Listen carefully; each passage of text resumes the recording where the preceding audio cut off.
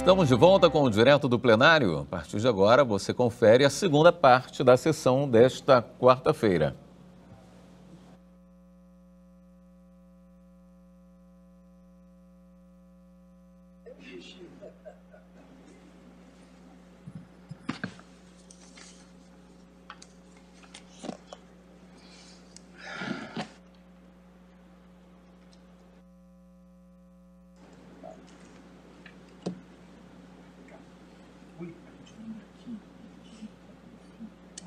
Que bom, parabéns, viu? Parabéns. Podemos nos sentar.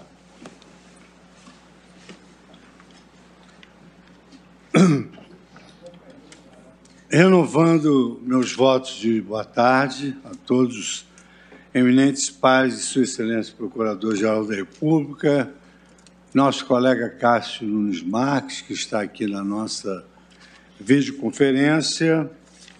Eu, então, peço vênia para iniciar o meu voto. Excelentíssimos senhores ministros, senhor Procurador-Geral da República.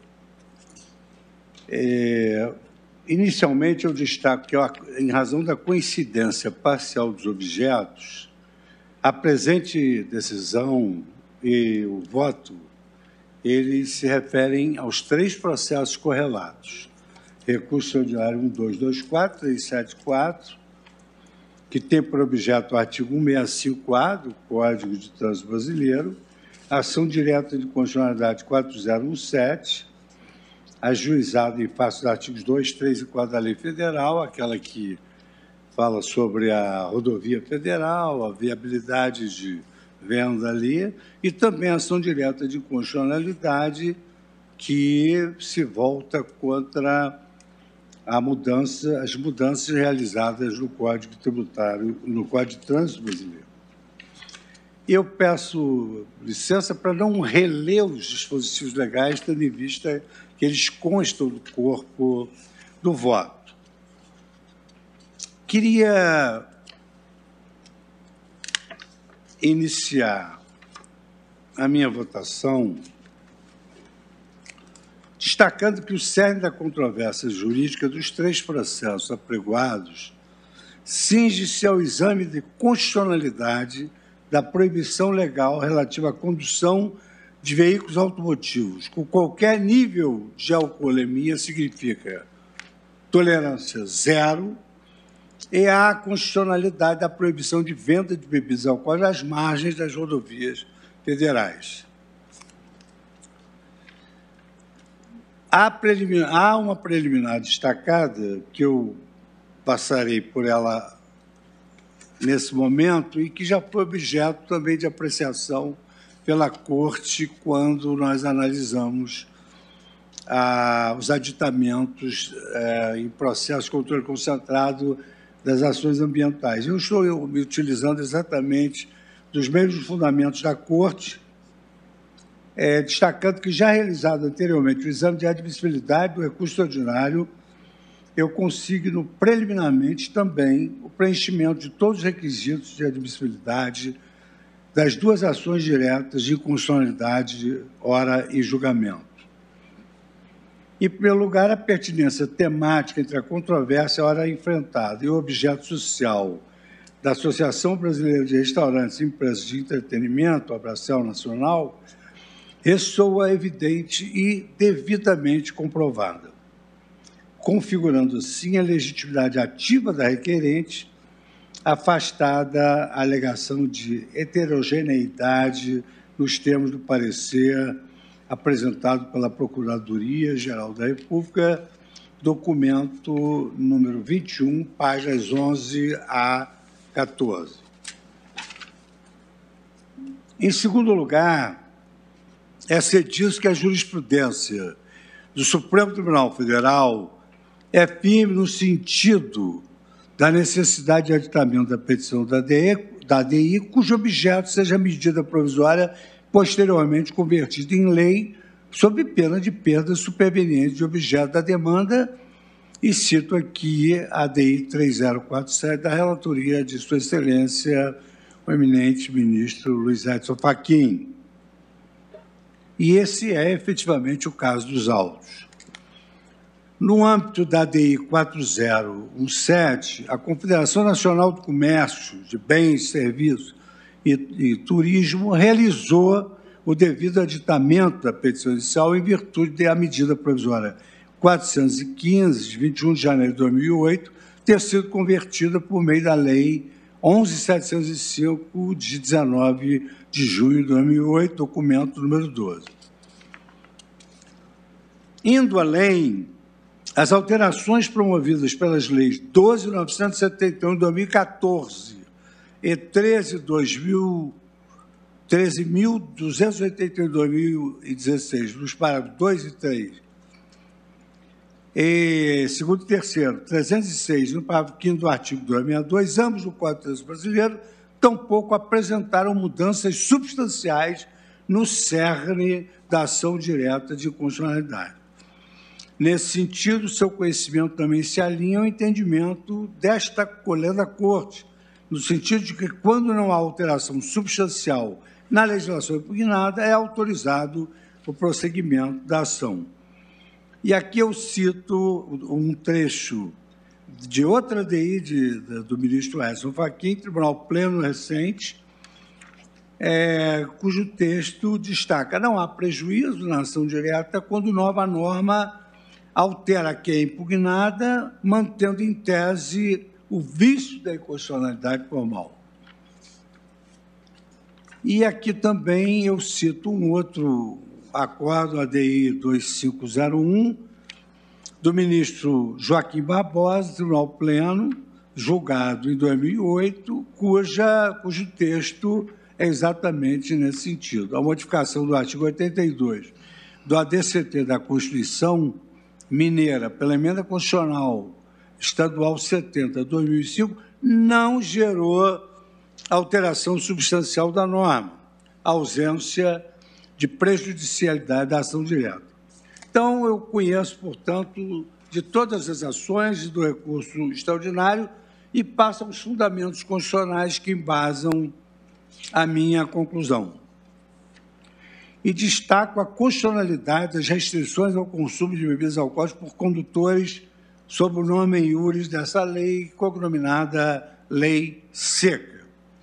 E o subtítulo é a proteção à saúde e à segurança públicas. Destaco que é notório que o consumo exacerbado de álcool acarreta elevados riscos sociais nas mais variadas searas, desde a segurança no ambiente doméstico à proteção do trânsito. Segundo o relatório da Organização Mundial de Saúde de 2018, 5,1% da carga global de doenças em geral foram atribuíveis ao consumo do álcool. Na mesma linha, um estudo publicado pela revista The Lancet, em que foram comparados 196 países e territórios no período de 1990 a 2016, aponta-se que, globalmente, o uso do álcool foi o 7º principal fator de risco para mortes e incapacidades em 2016, sendo responsável ainda por 2% das mortes femininas padronizadas por idade e 6,8% das mortes masculinas por idade. Esses percentuais se tornam ainda mais expressivos no recorte etário, segundo a revista Lancet, que se baseia no uso abusivo do álcool em 195 países e territórios, segundo uma agência denominada Alcohol Collaborators, GBD 2016. A tolerância zero não é exclusividade do ordenamento jurídico brasileiro. Com a instituição da proibição de qualquer nível de hipovolemia por condutores de veículos automotivos, o Brasil se tornou um dos 25 países que, à época, vedavam em absoluto consumo de álcool por motoristas. É um dos 130 países que usam o etilômetro, teste do bafômetro, como forma de monitoramento do cumprimento da lei. Atualmente, a lista soma 32 países com tolerância zero. A intenção de privilegiar o direito à vida e à segurança foi declarada no arcabouço normativo que se instituiu quanto ao tema nas últimas décadas. Em 2005, foi criada a Câmara Especial de Políticas Públicas sobre o Álcool, a partir de uma comissão técnica que estimulava a participação democrática na discussão do tema. Nesse mesmo ano, o Brasil sediou a primeira Conferência Pan-Americana de Políticas Públicas sobre o Álcool, na qual os países americanos estabeleceram estratégias destinadas a prevenir e reduzir danos relacionados ao consumo nocivo de álcool. Por meio do Decreto 6117, de 22 de maio de 2017, foi instituída a denominada Política Nacional sobre o Álcool, PNA, considerado um marco normativo no que diz respeito à relação do Estado frente às bebidas alcoólicas. O decreto denota o engajamento do poder público no desenvolvimento de uma política isonômica e proporcional de combate ao uso nocivo das bebidas alcoólicas em todo o âmbito nacional, servindo de baliza para as normas subsequentes. Atribuindo-se ao álcool um destaque comparativo ao tratamento dado ao restante das drogas, a PNA, que é a Política Nacional sobre o Álcool, contemplou a intersetorialidade e a integralidade de ações para a redução dos danos sociais à saúde e à vida causados estritamente pelo consumo do álcool. Em especial, as diretrizes do PNA, que envolve o diagnóstico sobre o consumo de bebidas alcoólicas em todo o território nacional, inclui o tratamento e a reinserção social de usuários e dependentes de álcool, a realização e a formulação de campanhas de informação, sensibilização e mobilização da opinião pública. Isso quanto às consequências do uso indevido e do abuso de bebidas alcoólicas. Ainda dentro do escopo do PNA, sugere-se a redução da demanda de álcool por populações vulneráveis. Aduz-se o binômio segurança pública e álcool, associação álcool e trânsito, a capacitação de profissionais e agentes multiplicadores de informações sobre temas relacionados à saúde, educação, trabalho e segurança pública, estabelecimento de parceria com os municípios para a recomendação de ações municipais e a propaganda de bebidas alcoólicas. As principais normas são tratadas no presente feito e representam as alterações que foram levadas a efeito no Código de Trânsito Brasileiro, promovidas pela Lei 12.760 de 2012, cujos dispositivos foram recepcionados com alvíceras pela sociedade brasileira. Eu destaco o artigo 276. Qualquer concentração de álcool por litro de sangue ou por litro de ar alveolar sujeito o condutor às penalidades do artigo 165. Artigo 306. Conduzir veículo automotor com capacidade psicomotora alterada em razão da influência de álcool ou de outra substância psicoativa que determine dependência, detenção de 6 meses, aqui prevista, a 3 anos, sem prejuízo da multa.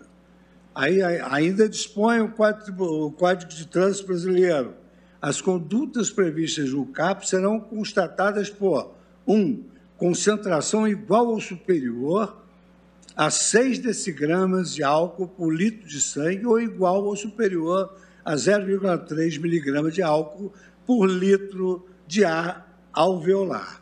Evidentemente que todas essas normas foram elaboradas por comissões técnicas e é mais do que notório que falece a Corte capacidade institucional, expertise para analisar esses níveis de alcoolismo, sendo certo que há um consenso de que o melhor dos mundos é a tolerância zero.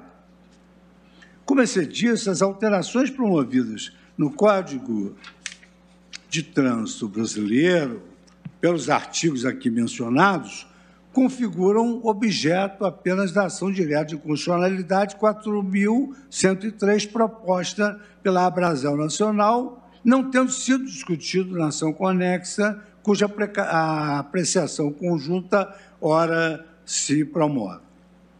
Para além dos direitos trazidos à baila, suscitou-se no inicial violação à isonomia nas suas mais diversas concepções axiológicas. Em síntese, a requerente aduz que o artigo 5º da Constituição Federal, incisos 3º e 8º, da Lei Federal 11.705, viola diretamente o princípio da isonomia por conta da penalidade combinada à conduta de conduzir, apresentando qualquer concentração de álcool no sangue, puniria igualmente todos aqueles que se embriagam, seja embriaguez acidental ou dolosa, seja a embriaguez completa ou incompleta.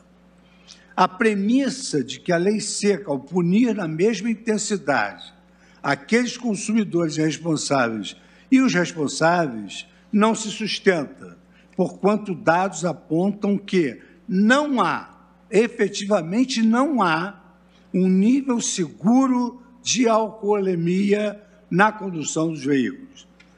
Assim, todo condutor de veículo que dirige tendo ingerido álcool, deixa de ser considerado um motorista responsável.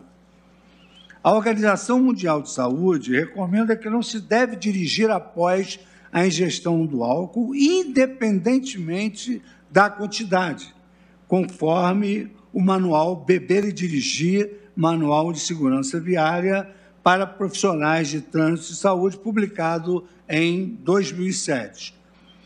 Pela natureza das alterações fisiológicas e pelo dissenso acerca da alcoolemia segura para a condução veicular, aponta-se a inexistência de quantidade segura para a ingestão de bebidas alcoólicas pelo condutor. Confira-se os trechos pertinentes desse manual a que eu me referi. Os efeitos imediatos do álcool no cérebro podem ser de caráter depressor ou estimulante, isso é até do conhecimento comum, em função da quantidade absorvida. Os psicanalistas afirmam que o álcool tem o momento da euforia e o momento da depressão.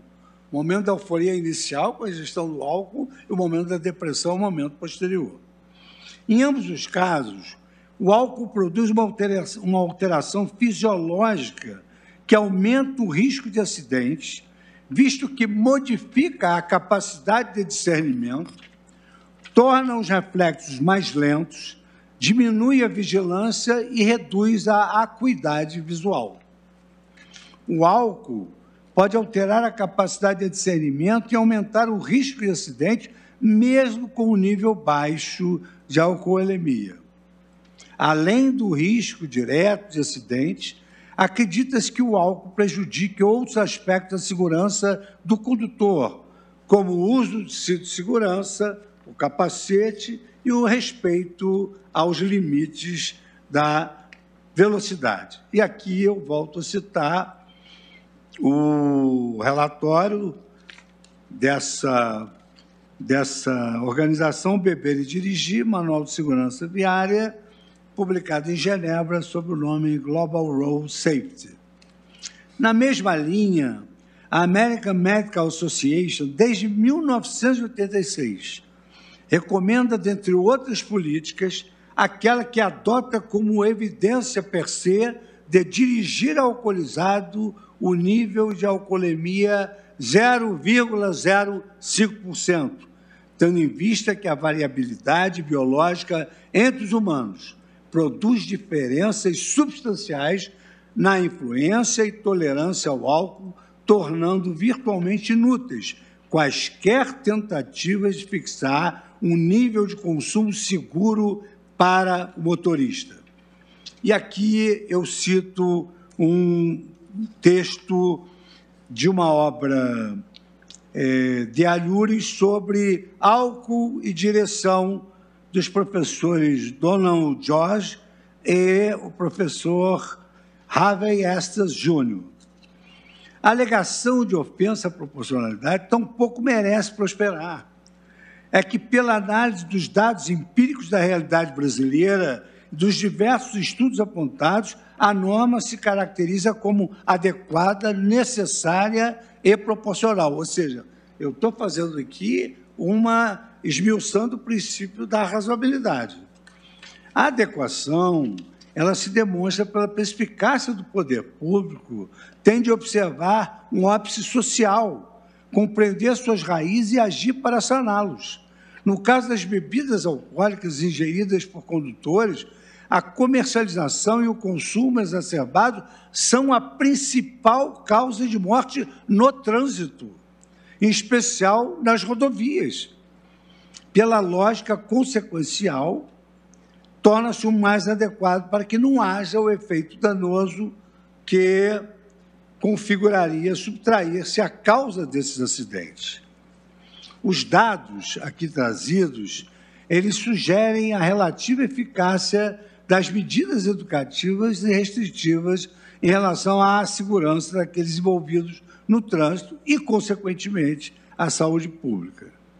Conforme reportado pela agência Câmara de Notícias, após 2 anos de aplicação da Lei 11.705 de 2008, veja há quanto tempo está em vigor esse diploma e quantos acidentes tem evitado, a redução de casos fatais chegou a 20%. Já dados oficiais do Sistema de Informações de Mortalidade do Ministério da Saúde apontam que, atualmente, mais de uma década após a edição da Lei Seca, estima-se a redução em 14% desses acidentes e a prevenção de mais de 41 mil mortes. Vejam quantas vidas foram salvas por esses diplomas legais.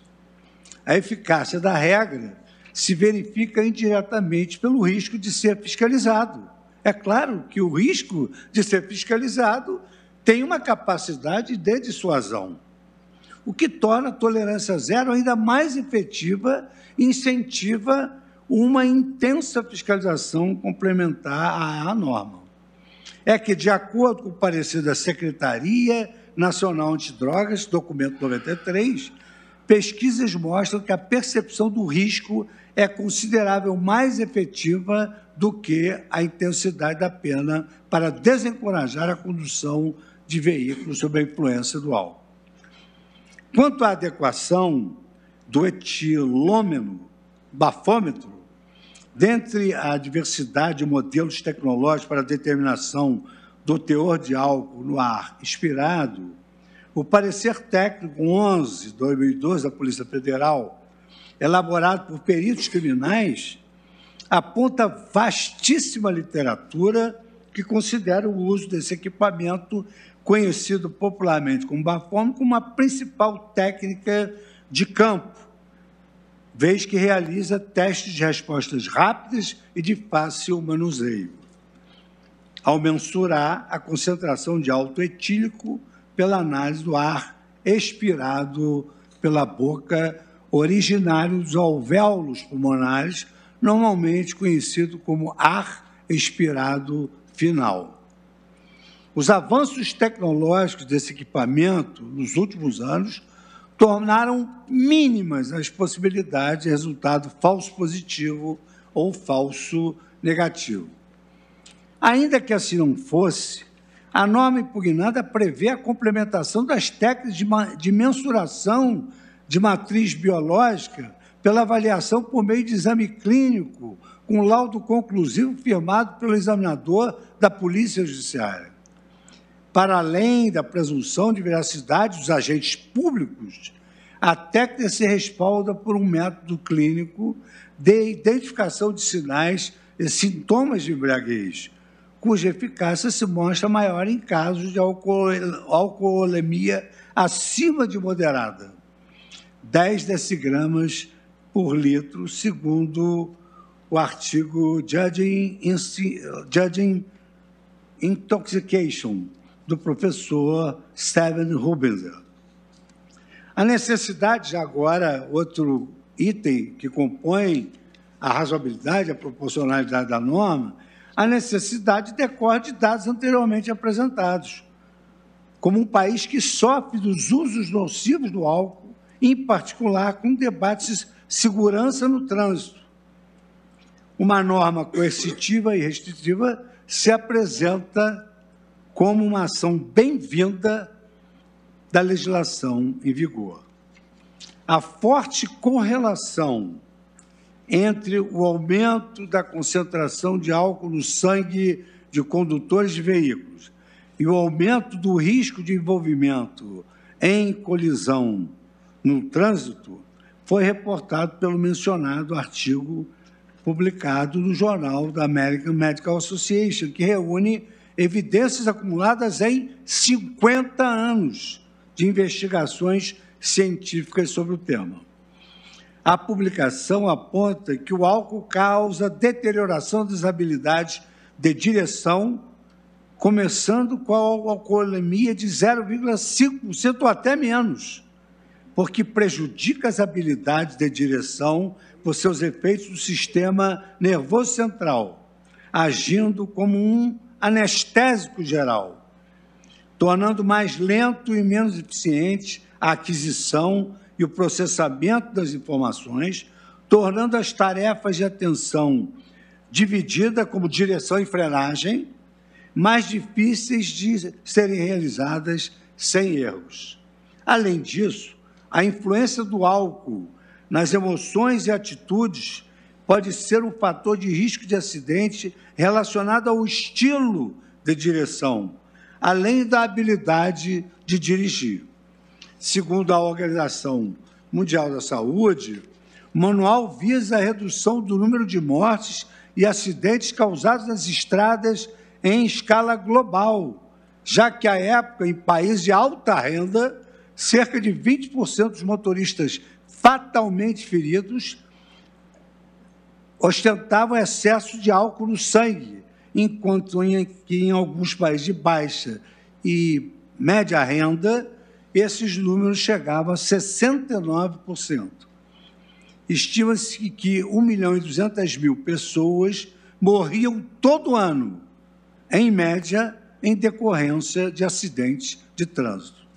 No Brasil, o aumento na série histórica de mortes por acidente de trânsito culminou em 2007, no número total, num flagelo de 66.836 pessoas vítimas do álcool e da condução de veículos com esse grau de intoxicação. Um número expressivo evidencia a indispensabilidade de regular atividades que envolvem direta ou indiretamente o consumo e também a comercialização de bebidas alcoólicas. Destaca-se ainda a previsão da proporcionalidade. Essas normas são proporcionais numa ponderação principiológica já elucidada. Assim como outras diversas nações, o Estado brasileiro atesta os estudos e comprovações científicas ao estampar no ordenamento jurídico o entendimento de que não existem quantidades objetivamente seguras para o consumo do álcool e, dessa maneira, tem como margem zero a fixação do índice de alcoolemia. Dessa forma, não importa a quantidade ingerida. o fato típico é concretizado com qualquer índice indicado pelo etilômetro ou conhecido coloquialmente como bafômetro. Ademais, vedar a ingestão de álcool representa, para além de toda a segurança física, segurança jurídica aos jurisdicionados, uma vez que a regra é clara e a intolerância é estabelecida de tal sorte que o condutor possui a plena noção de que não deve fazer antes de dirigir, e, se o fizer, conhece as devidas consequências. Aqui há segurança jurídica. Eventual excesso de regras em questão é correspondente às objeções comuns que a condução de veículo automotivo após a ingestão de um doce com licor, que eu comentei aqui com o ministro Alexandre, um remédio com álcool, um antisséptico bucal poderiam ensejar as punições. Absolutamente não. A esse respeito, o parecer técnico do documento 92 esclarece que, para que seja atingida a concentração sanguínea de 6 decigramas de álcool etílico, como está previsto no Código, por litro de sangue, seria necessária a ingestão de uma quantidade de licor que não cabe num bombom, ou a ingestão de antisséptico bucal para a mucosa do trato intestinal e não apenas a da boca que absorve o álcool. Ou seja, era preciso beber esse álcool etílico que se encontra, nos antissépticos bucais. De todo modo, a literatura científica aponta que uma eventual interferência provocada por tais acontecimentos não se estendem por mais de 15 minutos, bastando que se repita o exame com etilômeno após alguns instantes. As normas impugnadas também prevêem a atribuição de competência à Polícia Rodoviária Federal. Então, nesse aspecto, como eu vou saltar aqui para abreviar os trabalhos, nesse aspecto, como o nível de tolerância do álcool é 0, eu não vou nem me preocupar em digredir sobre a livre iniciativa ou a livre concorrência dos bares que estão nas rodovias federais, porque, como bem destacou aqui em alguns diálogos institucionais, é possível que o outro compre a bebida e passe depois para o condutor do veículo. Isso seria algo assim, impassível de uma prova momentânea, mas que posteriormente poderia ser comprovado com bafômetro na rodovia federal. Passo agora ao princípio da não autoincriminação em termos de responsabilidade, e aqui abordo uma ponderação entre as liberdades individuais e a garantia da efetividade da lei.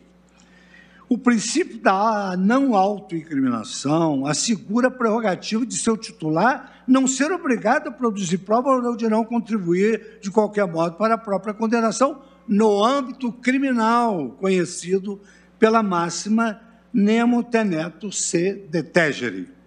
A garantia explicitada na expressão nemo tenetur se detegere possui raízes no direito comum medieval e se desenvolveu na Europa continental somente no século XVIII, com a Revolução Iluminista, a derrocada do Ancien Regime e a superação do procedimento inquisitorial. Na Inglaterra, a garantia remonta à publicação da Carta Magna, tendo, ao longo dos séculos seguintes, se desenvolvido e expandido para as colônias, principalmente nos Estados Unidos, traduzida sob a forma de um privilégio contra a autoincriminação. Mas, em verdade, os sistemas anglo-saxônicos adversariais atuais admitem que o acusado exerce o seu direito ao silêncio, recusando-se depor. Porém, se optar por prestar declarações, é engendrado na condição de testemunha, tanto que, obrigado a prestar o juramento de falar a verdade no sistema anglo-saxônico, inclusive com a possibilidade de responsabilização por perjúrio, derrui por terra essa aplicação analógica do direito ao silêncio com o direito à não autoincriminação nos casos em tela em que se exige que a parte comprove por amostragem que não ingeriu álcool antes da condução do veículo. Daí a origem do termo privilégio, na medida que se confere ao acusado a prerrogativa de não ser ouvido como testemunha. A garantia contra a autoincriminação encontra ainda a consagração no plano convencional, tanto na Convenção Americana sobre Direitos Humanos quanto na Convenção Europeia. A Convenção Americana de Direitos Humanos, incorporada ao ordenamento jurídico brasileiro no ano de 1992, estabelece limites à busca pela verdade real e tutela o princípio do nemo tenetur sede tegere, ao prever em seu artigo 8º, número 2, que toda pessoa acusada da prática de algum delito possui como garantia mínima, dentre outras, a de não ser obrigada a depor contra si mesma, nem a de declarar-se culpada. Em sentido convergente, o artigo 6º da Convenção Europeia de Direitos Humanos, que garante o direito a um processo equitativo, fair trial, havendo precedentes paradigmáticos do Tribunal Europeu de Direitos Humanos, aqui mencionado no voto. Apesar de reconhecido pelo Pacto Internacional de Direitos Civis Políticos de 1966 e pela Convenção Americana de Direitos Humanos de 1969, conhecida como Pacto São José da Costa Rica, todavia, a vedação da autoincriminação não se encontra positivada na Constituição Federal, com essa conotação que se pretende dar, mas tão somente no inciso invocado, denominado direito ao silêncio. É um princípio tácito rogado a partir do devido processo legal e do princípio da presunção de inocência, como aqui se assentou. Aí eu faço uma digressão desses princípios do Brasil colonial e, posteriormente, chegando ao século XX, eu digo, nesse período anterior à Constituição de 1988, ainda eram visíveis os traços inquisitoriais do sistema persecutório brasileiro, considerando que o Código de Processo Penal de 1941, no seu artigo 186, embora consagrando expressamente o direito do acusado de não responder às perguntas que lhe fossem formuladas, o fazia, ressalvando-se anteriormente que seu silêncio poderia ser interpretado em prejuízo da própria defesa, o que hoje não é mais permitido. Sendo assim, a vedação à autoincriminação só encontrou ressonância no Brasil em sua devida plenitude com a Carta de 88, pela Quinta Emenda, na Carta de 1988, inspirada na Quinta Emenda da Constituição norte-americana, que assim dispõe: o preso será informado sobre seus direitos, dentre os quais permanecer calado, sendo-lhe assegurada assistência da família e de advogado. Ademais, o direito de um investigado ou réu não realizar condutas ativas que importem na introdução de informações ao processo também comporta níveis diferentes de flexibilização, embora a regra geral seja a sua vedação. A jurisprudência do Supremo Tribunal Federal, historicamente, adotava uma postura restrita quanto à admissibilidade das chamadas intervenções corporais. Contudo, na linha do que se visualiza no cenário internacional, a jurisprudência desta Corte Superior gradativamente iniciou uma caminhada em sentido oposto, que constitui precedente exemplificativo a reclamação de 2040 do Distrito Federal da relatoria do ministro Nery da Silveira, julgada em 2002, ocasião em que se decidiu que a autoridade judicial poderia autorizar a realização do exame do DNA em material colhido de gestante, mesmo sem autorização daquela última, tudo com o objetivo de investigar possível crime de estupro de que tenha sido vítima, que é, digamos assim, ministra Carmen Lúcia, o embrião, digamos assim, dessa política afirmativa que veio se consolidando na defesa contra a violência doméstica. deveras, percebe-se que a história da consagração desse direito é o próprio conceito de autoincriminação, que corrobora a premissa de que se trata de garantia de natureza processual penal, cujo corolário é a preservação do direito do investigado ou réu de não ser deliberadamente compelido, contra a sua vontade, a produzir manifestação que verse sobre o mérito da acusação. Em caso, entretanto, não há de se falar de violação da máxima nemo tenetur sede tegere, uma vez que não existem consequências penais ou processuais impostas à recusa de realização do teste do bafômetro ou dos demais procedimentos previstos no artigo 165-A e 227, parágrafo 2º e 3º do Código de Trânsito Brasileiro. A bem da verdade, a mesma ratio se aplica ao artigo 165, que penaliza administrativamente a conduta de dirigir sob influência de álcool ou substância psicoativa que determine dependência. A ausente obrigatoriedade de produzir prova contra si no processo criminal, inexiste vulneração do direito fundamental alegado. A alteração do Código de Trânsito Brasileiro apenas define e instaura uma nova infração administrativa que perpassa pelo teste da proporcionalidade, como aqui eu acabei de esmiuçá-lo nos seus 3 elementos. Note-se que a previsão de sanção administrativa não importa em qualquer desrespeito à ordem do processo penal. Na realidade, a recusa do condutor em realizar os testes referidos não importará a presunção prática de delito ou na imposição de nenhuma sanção criminal. A norma destacada é apenas mais um dos muitos dispositivos alterados para que se possibilite o combate efetivo contra os acidentes automotivos causados pelo abuso do álcool, máximo em razão de contribuir para a execuibilidade da proibição de gestão de álcool em qualquer nível. É que, caso o condutor alcoolizado possa se evadir do local de fiscalização sem realizar qualquer teste capaz de comprovar seu estado, a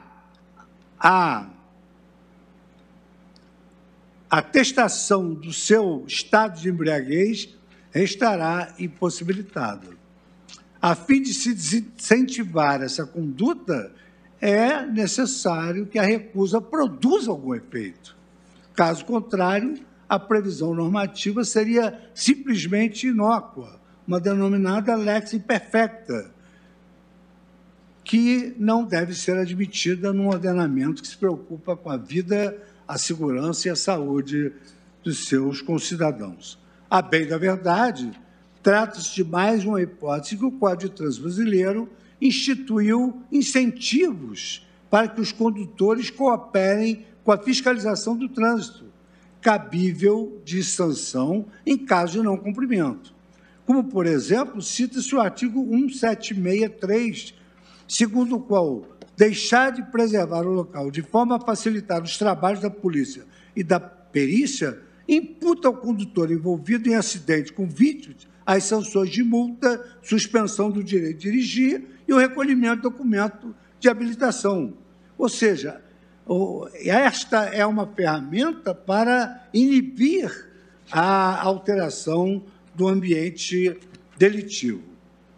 Ao mesmo tempo, a imposição de sanção administrativa de multa e suspensão do direito de dirigir não afeta o núcleo irredutível dos direitos fundamentais do condutor. A imposição de sanções administrativas ao motorista que se recusa à realização dos testes constitui o único meio eficaz de garantir o cumprimento da norma proibitiva sem repercutir, contudo, no âmbito criminal, resguardando-se, assim, o princípio da não autoincriminação. Deveras, a experiência prévia da nossa legislação de trânsito, olha há quanto tempo vigora essa norma e como ela diminuiu essas mortes trágicas.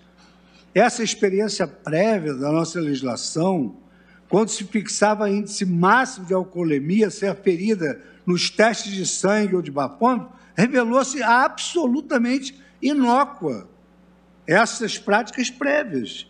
É que no Brasil não se tem admitido a compulsoriedade da realização de referidos exames, nem mesmo para fins administrativos.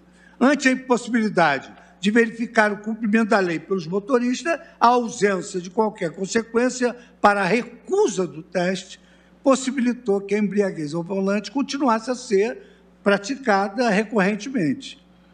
A título de comparação, vale dizer, direito comparado, na Austrália, onde a ingestão geral de bebidas alcoólicas é muito elevada, aplica-se ao motorista que se recusa a fazer o teste de alcoolemia a mesma penalidade estabelecida para aquele que seja flagrado conduzindo sob altos níveis de álcool. Os índices de acidentes fatais no trânsito são consideravelmente baixos em comparação com outros países, exatamente por essa compulsoriedade. E eu cito aqui os autores que fizeram um estudo sobre a saúde e o álcool de naturalidade australiana. E, dentre outros, o professor Ross Hommel, que tem um estudo específico sobre isso, e no meu voto eu trago a fonte na internet onde se encontra esse estudo. Conclui-se assim que a imposição de restrições de direitos decorrentes da recusa do motorista em realizar os testes de alcoolemia previstos em lei revela-se meio adequado, necessário e proporcional em sentido estrito para a efetivação em maior medida de outros princípios fundamentais, como a vida e a segurança no trânsito, sem que acarrete qualquer violação à dignidade da pessoa humana, circunscrevendo-se ao espaço de conformação do legislador no desenho de políticas públicas. Ao mesmo tempo, é de se exigir que, diante da recusa do motorista em submeter-se aos testes de alcoolemia, a autoridade de trânsito registre a recusa no auto de infração com a devida formalização, como é de praxe fazê-lo. Eu observo que, através da Resolução 432 de 2013 do CONATRAN, o Estado da Administração estabeleceu uma série de normas voltadas a robustecer a legalidade do auto de infração, ao exigir que o auto de infração seja lavrado com fundamento no artigo 165 do Código de Trânsito Brasileiro e contenha, no caso de encaminhamento do condutor para exame de sangue, exame clínico e etc. No caso do artigo 5º, os sinais de alteração da capacidade psicomotora. E aqui nós nos lembrávamos que há casos até irônicos, se não fossem trágicos, em que a pessoa afirma que comeu um bombom de licor. E aí o policial determina que ela dê 2 passos para frente, ela dá 2 passos para trás. E aí, alertada, ela diz, não, mas eu comi 2 bombons de licor. E então pede que ela faça um 4 com a perna, e ela não consegue fazer. Então, na verdade, ela não comeu o bombom. Ela está tão alcoolizada que ela bebeu e imaginou estar comendo um bombom de licor. Então, aqui, essa resolução do CONTRAN, ela fecha a juridicidade dessa autuação e cumpre o desígnio do devido processo legal. Nesse sentido, equalizando os princípios envolvidos e concretizando o devido processo legal administrativo, referidas normas aplicam-se com as devidas adaptações, até que sobrevenha a regulação específica da matéria. Senhores ministros, eu devo 2 escusas e o faço baseado na humildade judicial que todo magistrado deve ter. Num primeiro momento, eu entendi que essa proibição deveria se adstringir ao condutor do ônibus que leva os passageiros, deveria se adstringir aos condutores de veículos e, de resto, eles poderiam ser surpreendidos na própria rodovia federal. Mas eu entendo que a humildade judicial é uma grande virtude. E eu, então, muito embora tenha me preocupado com aqueles pequenos comerciantes que vendem bebidas na rodoviária, nas rodovias federais. E eu cheguei à conclusão, com humildade judicial e com diálogo institucional, que efetivamente não se deve mexer naquilo que está dando certo, principalmente no tocante a normas de proteção à saúde, à vida e à segurança. E o meu voto, malgrado ter sido distribuído mais extenso, eu paro por aqui. Em segundo lugar, eu vou comentar algo que seria irônico se não fosse trágico, que muitas vezes eu me confundi aqui na leitura, mas eu não estou sozinho nisso. Eu me recordo, ainda de muitos anos dessa nossa amizade, eu e o ministro Luiz Roberto Barroso, que numa conferência que Sua Excelência realizava, num dado momento, o ambiente era tão seco que caiu uma lente. O ministro Alexandre imaginou que eu fosse aduzir um outro fato. Mas, na verdade, uma lente do ministro Barroso caiu. Esse fato não é verdadeiro? Não lembra? Eu vou esperar o desfecho. Aí o ministro Luiz Roberto Barroso, professor, emérito daquela oportunidade, só noticiou esse fato. Eu estou revelando esse fato para pedir escusas por eventuais equívocos na leitura. De sorte que eu paro o meu voto por aqui, convencido de que esses argumentos são suficientes para que eu possa concluir. Em primeiro lugar, pelo provimento do recurso extraordinário, que é o recurso que foi interposto pelo Departamento de Trânsito do Estado do Rio Grande do Sul e que teve aqui a honra da sustentação oral da Procuradoria do Estado do Rio Grande do Sul. E a forciore, como consectário de tudo quanto eu aqui pude digredir, eu julgo improcedente as ações declaratórias de inconstitucionalidade 4017 e 4103. Então, essa é a conclusão do voto que eu acabo de proferir. E, como tese de repercussão geral,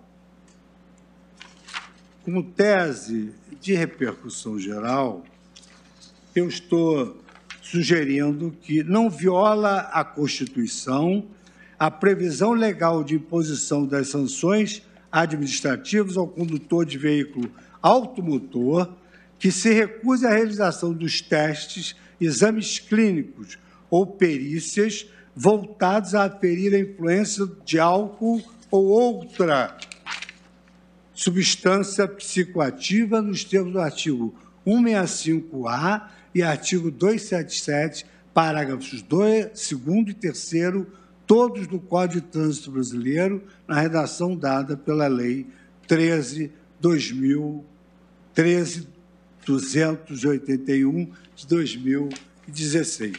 É como voto e concluo, assim, a minha votação e, a um só tempo, sem querer suprimir a manifestação de todos os colegas, são 18:06, de sorte que eu consulto o colegiado se, diante do voto proferido, da ausência de complexidade que eu procurei enfrentar a matéria, se sentem habilitados a proceder à votação no dia de hoje, tendo em vista o horário, ou continuaremos amanhã? Amanhã. Então, eu agradeço a colaboração de todos os eminentes ministros, principalmente hoje, que foi um dia de vários turnos, ao ministro Edson Fachin, ao ministro Alexandre Moraes, que também participaram do programa de desinformação do Supremo Tribunal Federal. Agradeço às servidoras, agradeço aos servidores, agradeço a Sua Excelência, Procurador-Geral da República, ministras, ministros, serventuárias e serventuários, e declaro por hoje encerrada a sessão. Continuamos o julgamento da questão amanhã.